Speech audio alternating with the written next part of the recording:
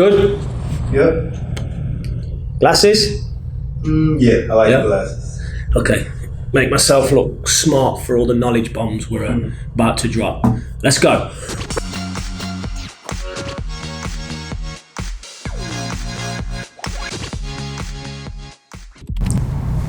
Think Aloud protocol is a method of eliciting cognitive process descriptions from a golfer. The pre-shot routine is made up of a string of physical and mental process goals. The physical is what we can see. For example, Justin Rose points the club like this when lining up his shot. We can see that, but what we cannot see is exactly what he is thinking.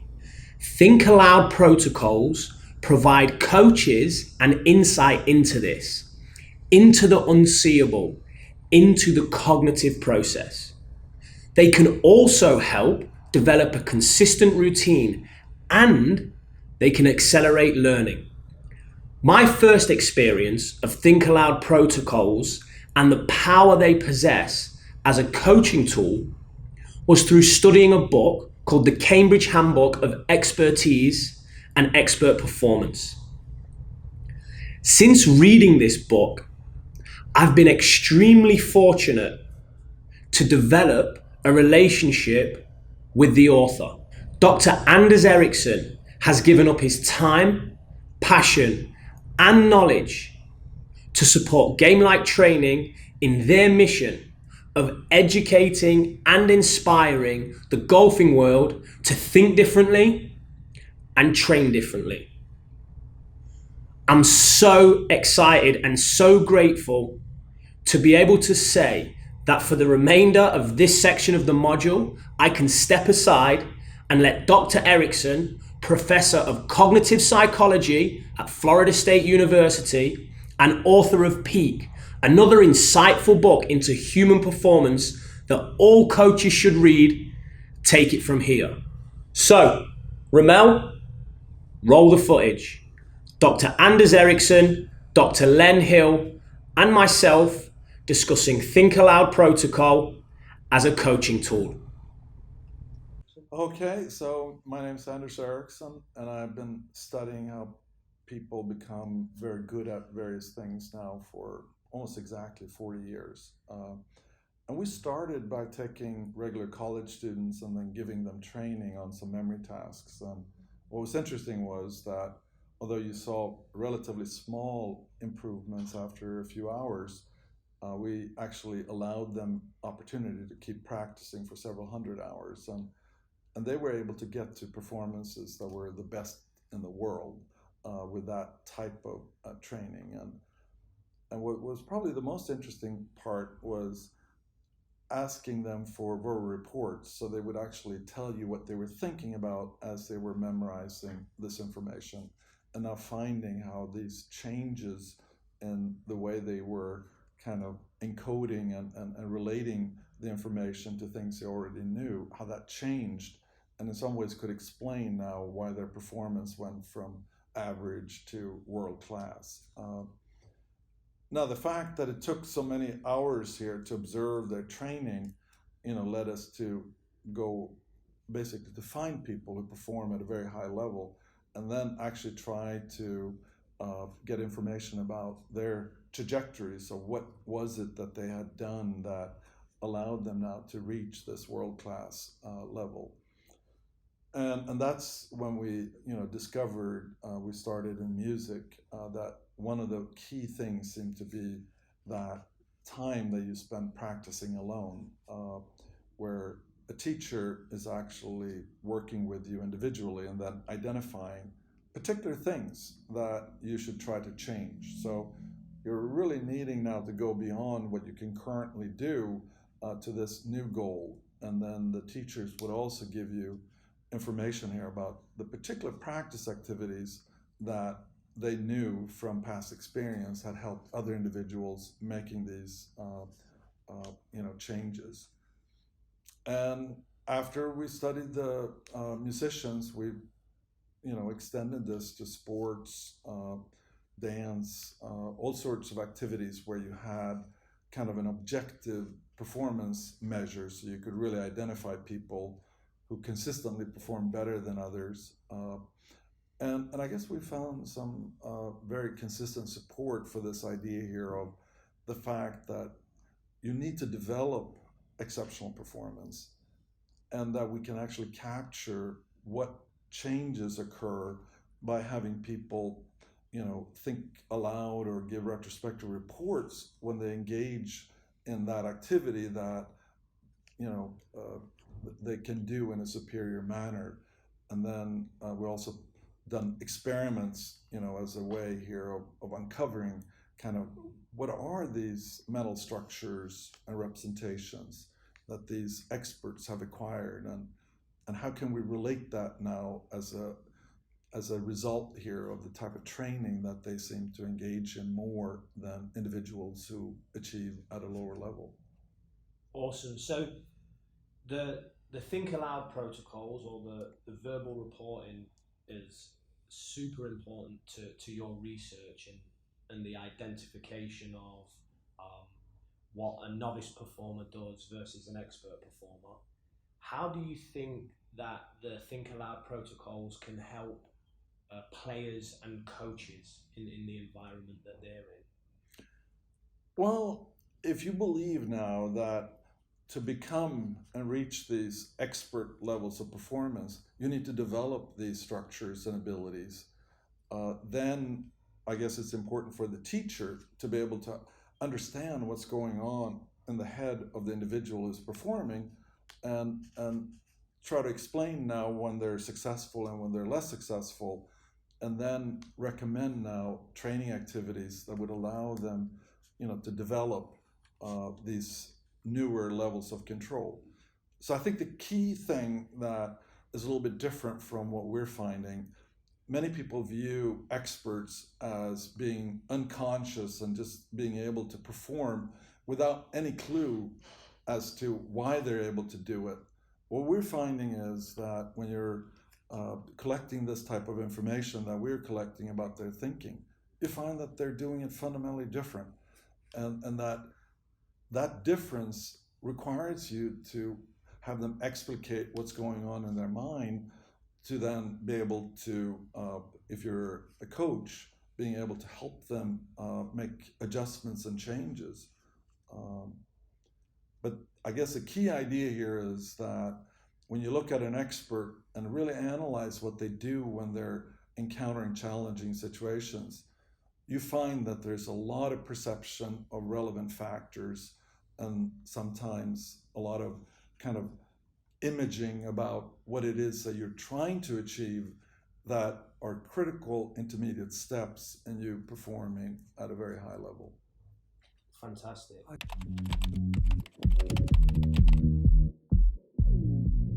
To some other coaches in other sports like volleyball, those coaches found that it was really interesting when they had athletes that were performing in a way that they thought, so they got corrections here of doing it differently. So what we did when I was basically visiting, actually had that athlete describe to the coach now, what is it that they're trying to do? And the interesting thing was that when they actually described to the coach what they were trying to do, the coach said, no, that's not what you're supposed to be doing. So obviously, finding a way here of understanding what the athlete is trying to do is going to be critical if you're going to help them making adjustments and changes to it. And if you tell them to do things, they may actually find some, inappropriate way of trying to make corrections to what they're doing, as opposed to identifying now what the control that they're trying to exhibit over what they're doing, that really needs to be changed before you're going to see a clear improvement. That's awesome.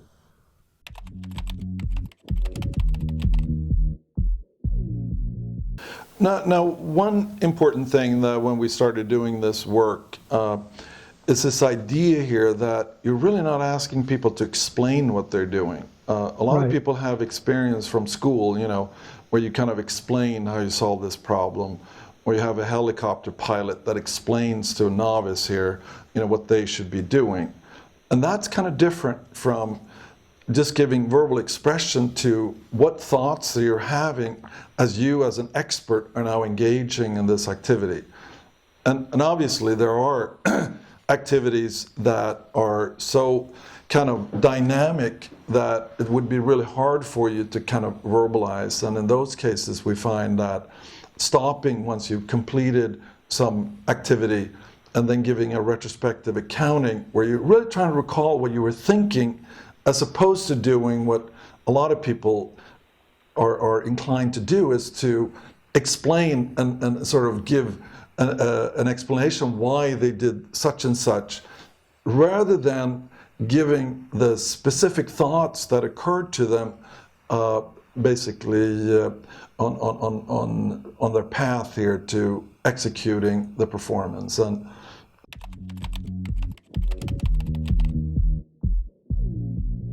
so if you want to develop a good pre-shot routine for golf,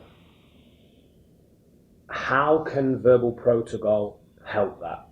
What would be, if a player went and played 9 holes and talked his routine aloud, what would be the benefits of doing that for a player? Well, I think documenting even before you do the shot, what are the thinking that you're doing, and as you're executing the shot, it would seem to me that you if somebody told you to do a completely different shot, there has to be something different in your head as you're actually hitting the ball.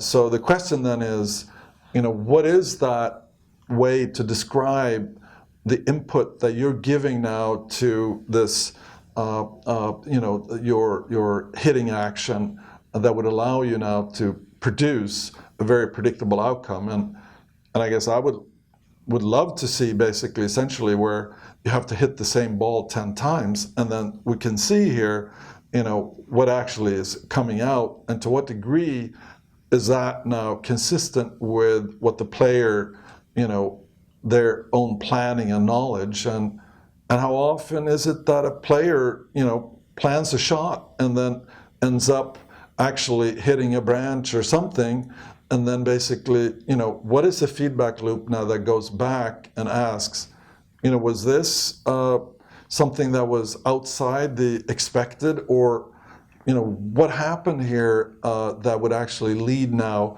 to something being outside of that range of predictable outcomes that you can control repeatedly? Okay, so is it fair to say, and this might be a big statement, that it can actually accelerate learning by entering that feedback loop?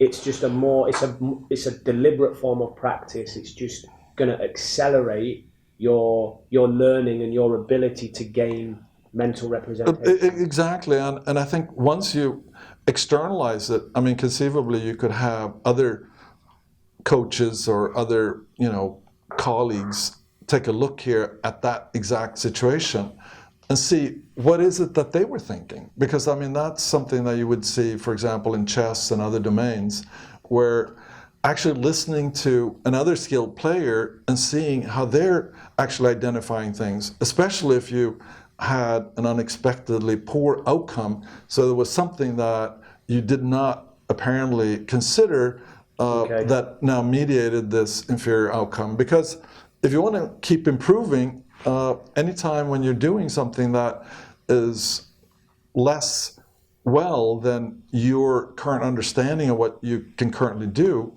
well, that's an opportunity here to make an adjustment and finding now something that might not just influence that particular situation, but if you approach it more generally, are there certain things that you should have paid attention to during your planning phase that somehow you didn't? Okay.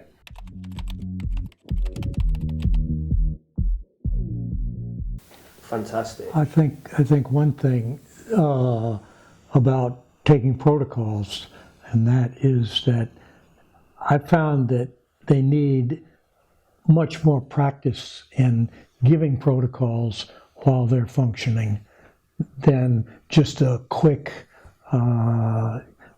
here's how you do it, and then do it. takes, it takes a little practice to give a good protocol. You can't just bring somebody up and say, talk while you're putting, or talk while you're hitting, and or talk during your pre-shot routine or whatever, because it takes a while for them to get used to it, to transfer this from an idea to a practice. And why do you think that is? Why is there that period where they need a bit of time to get used to giving verbal protocol? Because I think they're trying to think about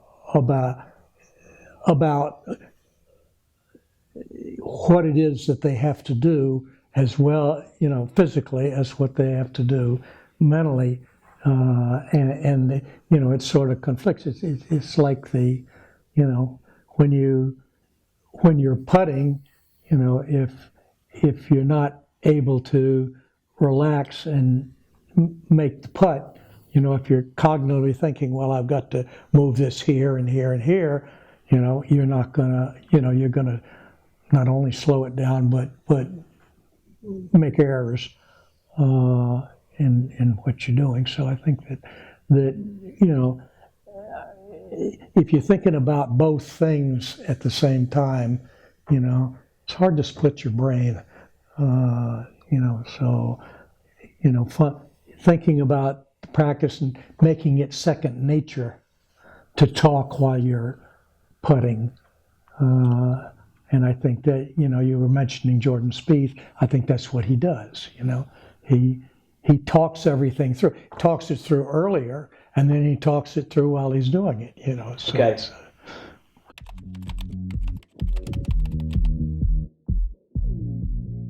For players that struggle with this, because I've experienced exactly what you said, and I think I was aware enough that performance is going to decrease because I'm making them cognitive, or this is the first time they need to get used to this new skill in effect that they're trying to almost engage in.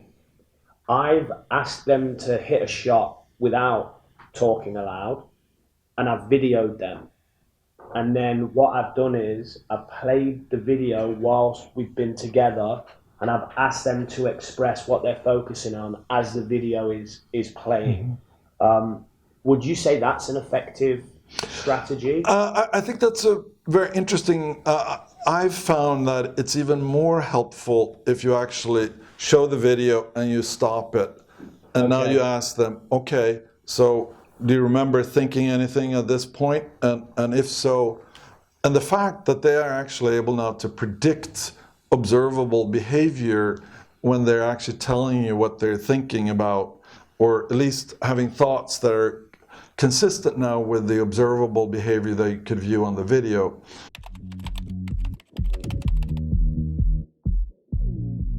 A lot of the psychology research talks about consistency in the pre-performance routine, and that helps you develop a process focus. And process focus, you're in control of what you can control, therefore you're more relaxed. So one of the key things that the psychology literature discusses is consistency in the pre-shot routine or pre-performance routine.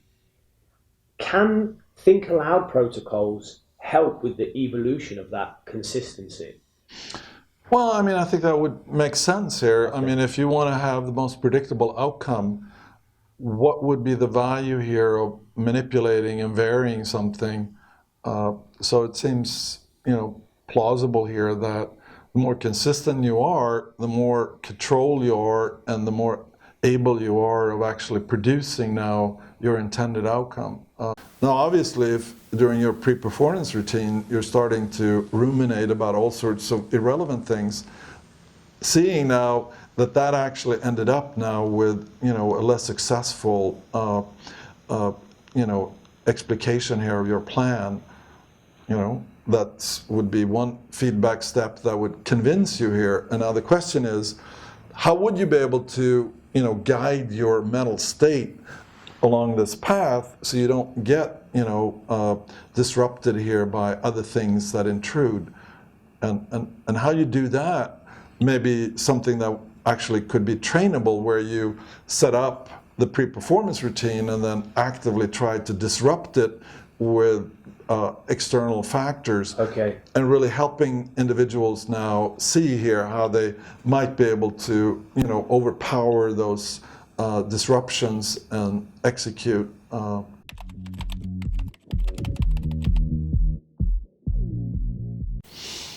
Well, I think it is interesting, and in some ways to create that feedback loop where, and in some ways he would be able to give you an accounting here of what he basically was able to remember without knowing now what the outcome was. I don't know, I guess we talked about these glasses that you can actually, instantly, occlude vision. So in a sense here, you could have him, complete the hit, but immediately when the hit, he's actually, the ball has left the club, you would now occlude vision, so he wouldn't really know. But if you're video recording, basically what happens with the ball, and then basically he would be able to give a retrospective report here of, what if anything did he notice here or could recall about basically the pre-shot routine and its execution. Because if the outcome's good, even if he made a mistake, within his routine, or even if he skipped a step, if the outcome's good, then it masks the error because... And it's sort of, once you see that it's good, you may actually process your memory for what really happened. So to make sure that you're honest enough about giving a dump here of what you felt, I think you should give that information before you know the outcome. So there we have it. Think Aloud protocol. By giving verbal expression to what you are thinking, not what you are doing, what you are thinking can provide an insight into the often unseen, the cognitive processes of a golfer. It can help with learning as it creates an effective feedback loop. However, as coaches, we need to remember that carrying out a Think Aloud protocol is not an easy skill for a student to master, and therefore retrospective reports can be a useful coaching tool for introducing students into the Think Aloud process. Once a student masters the process, we can then increase the challenge point through creating distractions that help students to maintain their cognitive processes in a more demanding environment. This can lead to consistency of the mind during the pre-shot routine and could eventually lead to more consistent performance. Remember, outcomes can degrade a player's feedback of their process. So beware and make an attempt to educate your students on why they should disassociate themselves with the outcome and grade only their process. So now, let's take this opportunity to watch some footage of 3 players that I coach engaging in a Think Aloud protocol. These 3 players are of very different levels and are engaging in the process in different environments with different challenge points. Okay, Ramel, roll the footage.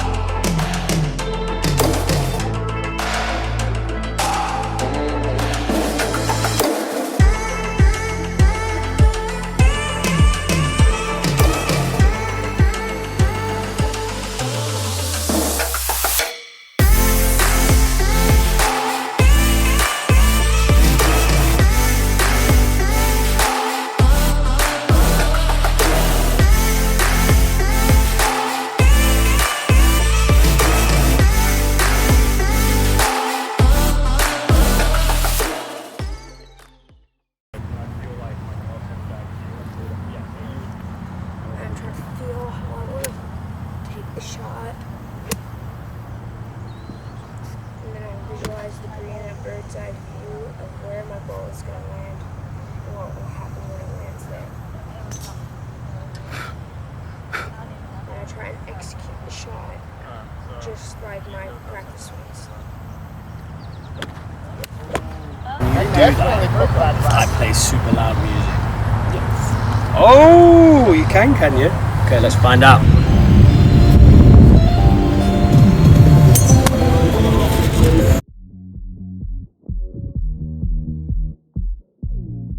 The trees just left of that green pin back there, so I'll really focus on that. Sit here, stare at it for a second, close my eyes and take that practice swing. Step back behind it, really see that hole. That's all I want to see. Stare it down as I'm walking in. Just see that hole in the trees.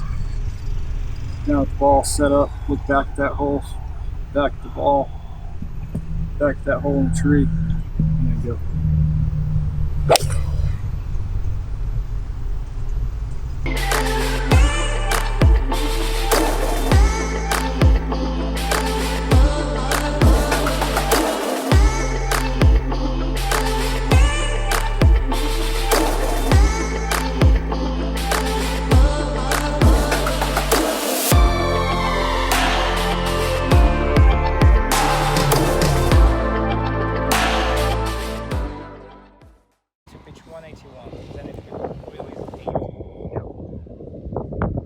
The wind is between 9 and 10, so it hurts a little bit. 86, 85. Yeah, let's play 86. And go down grip on 6 out here, pretty hard. Yeah, but full commitment. Yeah. So target finishing line, so we still left the flag forward. Yeah, sure. So like the edge of the bush is like finish line, where it comes down the bottom. Yeah, and left edge of the vector is the starting line for me. Agree with that? Right edge of the left vector. You see it? Yeah, even with the bit of bunker I can see, is pretty good, I think. Alright. So a good 3/4 down the grip, but it's still hard. Feel left.